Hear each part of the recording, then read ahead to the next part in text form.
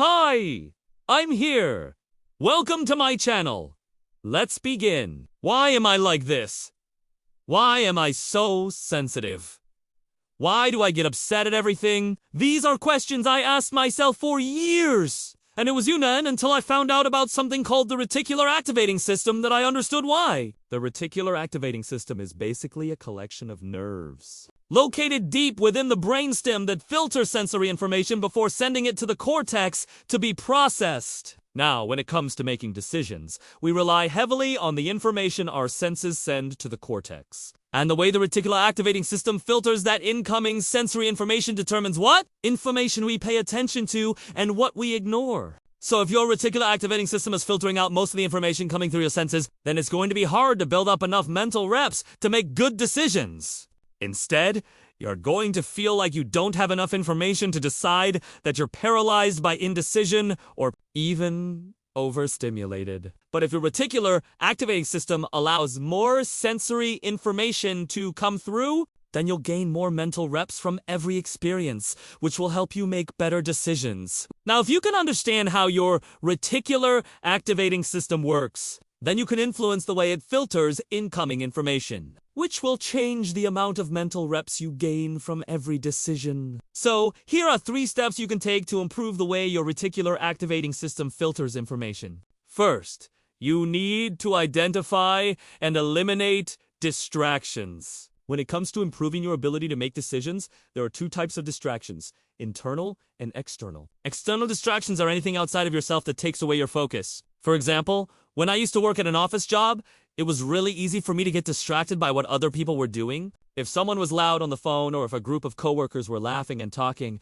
it would completely ruin my focus. The same thing happened whenever I was studying. If I had a YouTube tab open or Instagram, I would get distracted and lose focus even though those things weren't directly in front of me. You see, distractions don't have to be right in front of you to affect your focus. The key is to realize that distractions exist and that they have the potential to affect your concentration. Internal distractions are the thoughts and feelings you experience inside of your mind. For example, when I first started working on this video, I noticed that I kept getting distracted by negative thoughts like, what if this video doesn't do well? What if nobody watches it? So, step 1 is to become aware of both your external and internal distractions and to actively try to eliminate them as much as possible. Do your best to put away anything that could potentially distract you, and that includes your phone. Because let's be real, if your phone is within reach, chances are you're going to get distracted by it at some point. Second, practice consistently in a distraction-free environment.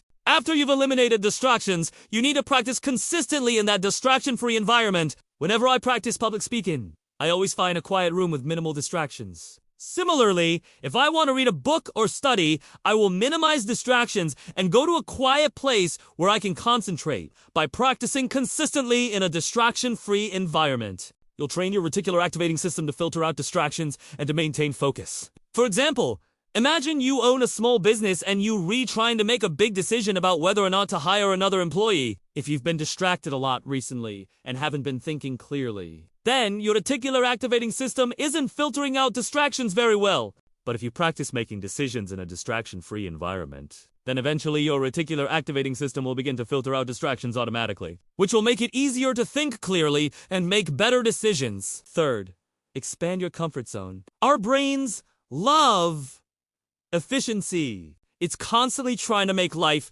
easier and simpler. That's why it relies heavily on past experiences to predict what will happen in the future. But this also means that our brains tend to keep us in our comfort zones. They tend to hold us back because they think they're protecting us, but they're really just keeping us safe. For example, if you hate public speaking and you avoid it at all costs, then your brain will use that past experience to convince you to stay in your comfort zone and to avoid public speaking in the future. But if you push through that fear and force yourself to speak in front of an audience, then you'll gain new experiences that your brain can use to update its predictions about what will happen in the future. And over time, you'll begin to feel more comfortable with public speaking. By expanding your comfort zone, you'll start to notice that your reticular activating system begins to pick up on new details and information. You'll begin to notice things you've never noticed before. For example, I recently went on a hike and I noticed lots of new details that I've never noticed on that hike before. I saw little lizards and insects. I heard birds chirping in the trees. I smelled pine needles and dirt. All these new details and information are now stored in my memory, and they can be used to help me make better decisions in the future. If you think about it, everything you know is just a collection of past experiences stored in your memory. Everything you do, say, and think is based off of those past experiences. So if you want to change the way you are, then you need to change the way you think. And the only way to change the way you think is to change the way you experience life. Expanding your comfort zone allows you to experience life in new ways, which changes the way you think and ultimately changes the way you are. So remember, expanding your comfort zone will allow you to collect more data about the world around you. With more data, you'll be able to make better decisions. And the more good decisions you make, the happier you will be. So let me ask you a question. How do you deal with distractions? Let me know in the comments below. Thank you so much for watching.